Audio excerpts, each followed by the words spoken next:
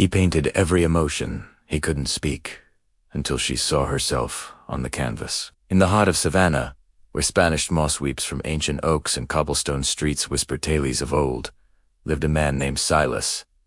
He wasn't a man of many words. In fact, he barely spoke at all. A childhood stutter had locked his voice away, leaving him to observe the world in a profound, quiet solitude. But Silas had a secret. Behind the weathered door of his small, ivy-clad cottage, he was not silent. He was a symphony. His silence found its voice on canvas, in vibrant strokes of oil and acrylic. He painted the laughter of children in Forsyth Park, the weary sighs of the old men on their porches, the fiery sunsets over the river. He painted every emotion he felt, but could never articulate. His world was one of colors and textures, a language understood only by him. He'd spend his days working as a groundskeeper at Bonaventure Cemetery, the quiet reverence of the place suiting his disposition.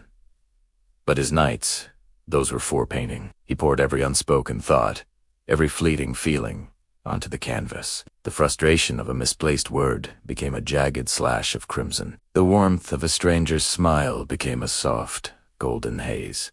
His studio was a library of his soul, each painting a chapter he couldn't narrate.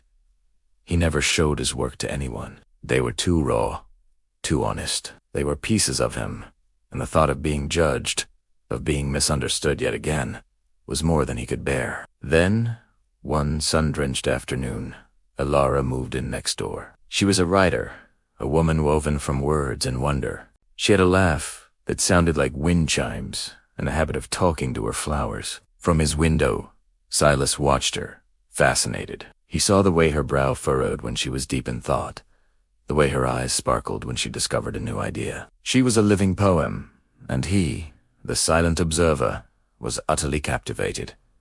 He started painting her, not her likeness in a traditional portrait, but the essence of her. He painted the curiosity in her gaze as a swirling mix of sapphire and emerald. He painted her gentle spirit as a wash of lavender and soft peach. He painted the stories he imagined she was writing, fantastical landscapes of ink-black skies and silver-lined clouds. His studio, once a reflection of his own isolated world, slowly began to fill with the light he saw in her. He was painting his admiration, his intrigue, a feeling he didn't dare put a name to. One evening, a fierce Savannah storm rolled in. The wind howled and rain lashed against the windows. A loud crash startled Silas.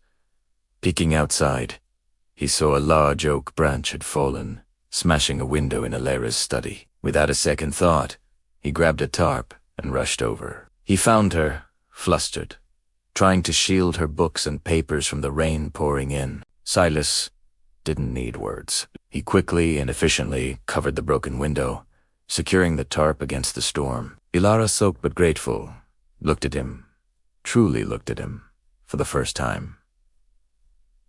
"Thank you," she said, her voice soft. "You are so quick." I don't know what I would have done." Silas just nodded, a small, shy smile touching his lips. As he turned to leave, she noticed the specks of paint on his hand, cerulean blue and brilliant yellow. Her curiosity was piqued. The next day, Alara baked a thank-you cake and brought it over. When Silas opened the door, she caught a glimpse of the world beyond him. Just over his shoulder, she saw a canvas, and on it, a whirlwind of color that felt ... familiar. It was a chaotic, beautiful storm, but at its center was a single, steady flame of orange and gold. It felt like her own frantic energy from the night before, battling the chaos but holding firm. "You paint," she stated, more than asked.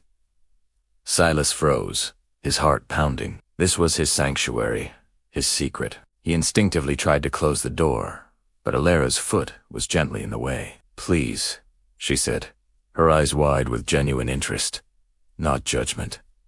"Can I see, just for a moment?" What I saw, it was incredible. Hesitantly, Silas let her in. His hands trembled as he stepped aside, revealing his studio. Alara's gasp was audible. She walked slowly through the room, her writer's eyes reading every canvas. She saw the loneliness in a muted gray the joy in a sun-drenched field of wildflowers, the quiet contemplation in a still life of a single, cracked teacup. She wasn't just looking at paintings. She was reading his diary, and then she saw them.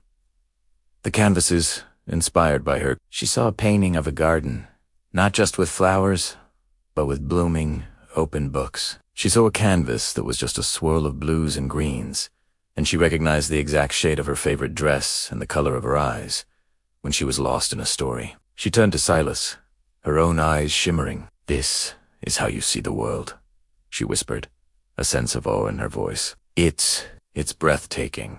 She stopped in front of the newest piece, the one he'd been working on since the storm. It was her, sitting at her desk, but she wasn't made of flesh and bone. She was composed of swirling letters and words, and from her fingertips, a river of vibrant color flowed onto a page, creating a world. In that painting, Silas hadn't just captured her. He had understood her. He had seen past the surface and painted her soul. Tears welled in Alera's eyes. She turned to the silent man beside her, the man who struggled to say hello, but who had just spoken volumes. "You see me?" she said, her voice thick with emotion. "You see the stories I'm trying to tell?" Silas looked at her, at the genuine understanding in her expression. For the first time, he didn't feel the need to hide. He reached for a small, unused canvas and picked up a brush. As Alara watched, he dipped it in a soft, warm yellow and painted a single, perfect sunflower, turning its face towards an unseen sun.